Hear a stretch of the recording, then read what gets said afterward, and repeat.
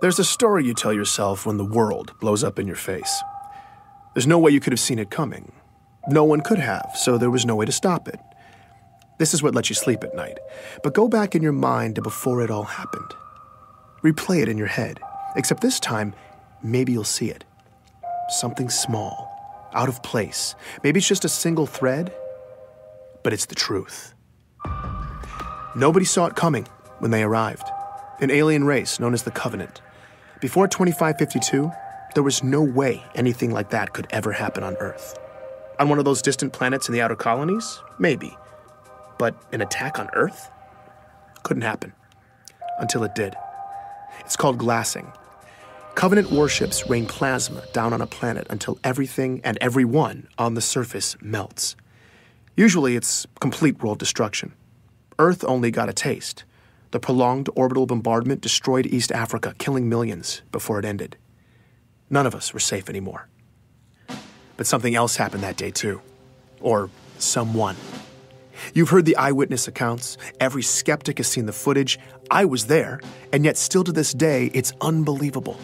A massive man in green armor appeared seemingly out of nowhere in New Mombasa, performed superhuman feats to single-handedly repel a global invasion, and then disappeared? This was the Master Chief. The Unified Earth Government's military body, the UNSC, eventually released a statement. Who he is, where he came from, and that he's continuing to keep us safe. And that was that. But who is the Master Chief? Where did he come from? Is he continuing to keep us safe? I'm Benjamin Giroux, and this is Hunt the Truth. For all us cosmopolitan Earth types who don't venture into the far reaches of space, there's a planet way out in the outer colonies called Eridanus II. If you're thinking of visiting, don't bother. It was catastrophically glassed in a Covenant attack in 2530. But 19 years before it got wiped out, our hero, Master Chief Petty Officer John 117, then known as John, was born in a metropolis called Elysium City. That's where I started. Do I remember him? Oh, yeah, you don't forget a kid like that. That's Dion Govender. He chatted with me from his home in the outer colonies.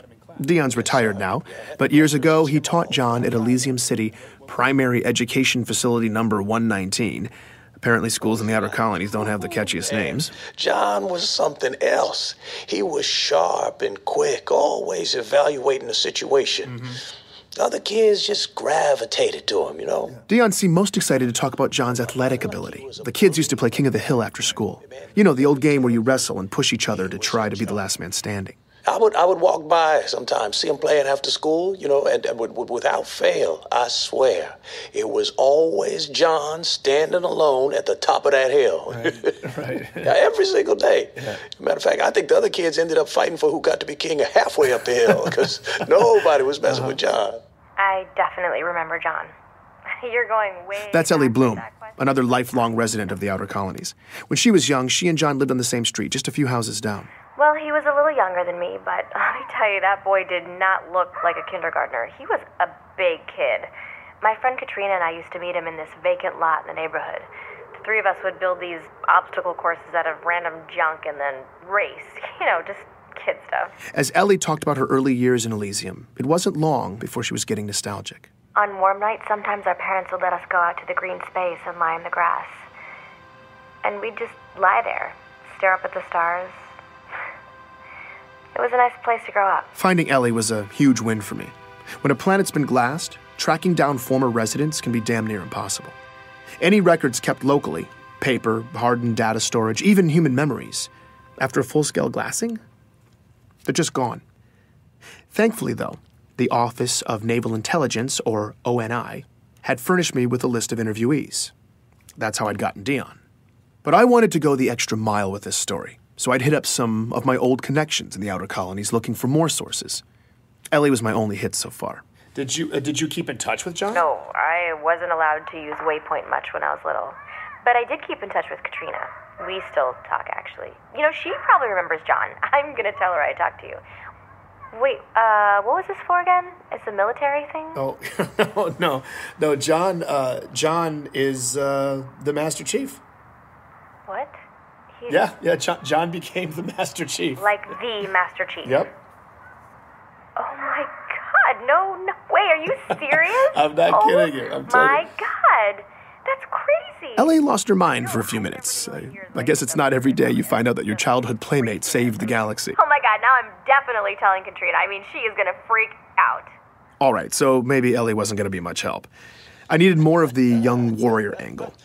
Here's Dion Tell you again. the boxing story. No, what's that? Okay, so. Not yet. I taught the primary kids, right? But I also ran this boxing league at the high school. Uh-huh. Second week, we're doing drills in the gym. John walks in. Huh? Now, mind you, John is in 6th grade at the time. I say, hey, John, what's up? He says, I want to sign up for boxing. And I say, John, you're 12. What are you talking about? But John was adamant. But I look at him and he ain't leaving. Right. So I said, okay, what the hell?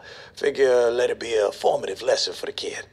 I don't know what it. So I put him in the ring with one of the smaller guys. John pummeled this boy. It was over in about 15 seconds. Okay? So, all right. Well, I put him in with this bruiser. Now, a real good fighter. Yeah. Okay? Good fighter. 2 punches. John laid him out. 12 years old. I liked talking to Dion. He was warm and funny in that grandfatherly memory lane kind of way.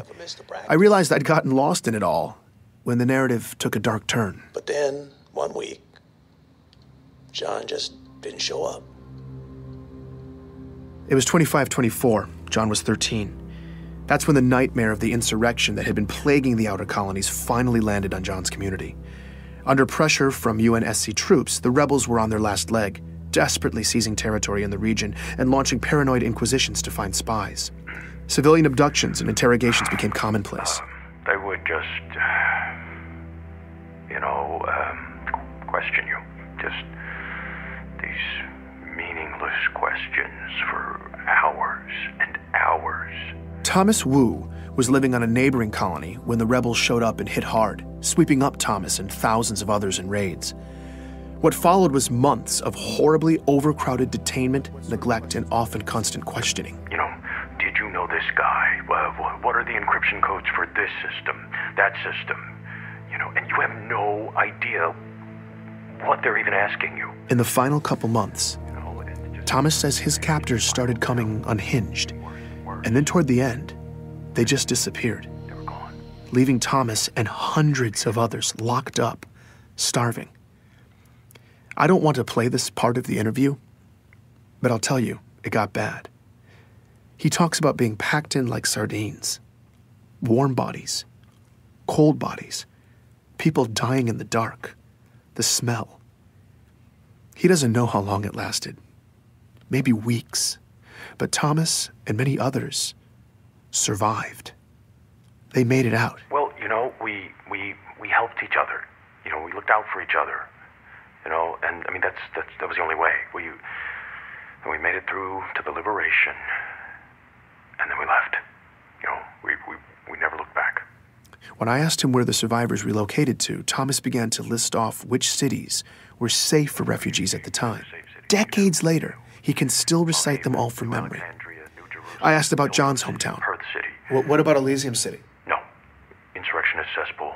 Yeah, no, they got it bad there. Dion Govender confirms this. In Elysium City, people just disappeared back then. Just happened. Once the insurrectionists took over, whole neighborhoods just got scooped up. This went on for months. Every day. He talks about watching his community get torn apart slowly, every day. I asked him about John. Yeah. Him and his parents. Sean missed the first practice and the last one. Back then, it seemed like everybody had... I'm sorry. No, it's fine. Take your time. It was hard watching Dion break down like this. He just looked defeated. These kinds of interviews are brutal. I wanted to comfort him, but it just felt condescending. Like I have any idea what it was like for him. So we were quiet for a bit. Before we ended, though, he said this. I think that If anything good can be said to have come from all of this, it's that everyone who went through it can know that their struggle wasn't for nothing. When you have a young man who can rise up from something like this and do what John has done, he honors all of us. Dion believed in John, the way the rest of us believe in the Master Chief. He made it seem like this tragedy that shaped him was almost necessary. I certainly felt like I had the proper beginnings to a hero's origin story. The story made sense. It felt right. Sometimes you have to go back, though.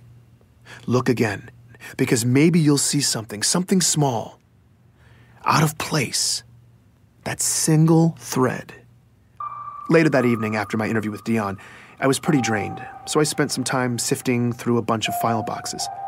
I'd paid this scavenger in the outer colonies to dig around and send over any Elysium City documents she could find. The only local government records left were hard copies, but I took them anyway. I was sorting through a messy box of local census registries when I stumbled across John's name. One line of basic information, printed out in black and white. That's when I saw it.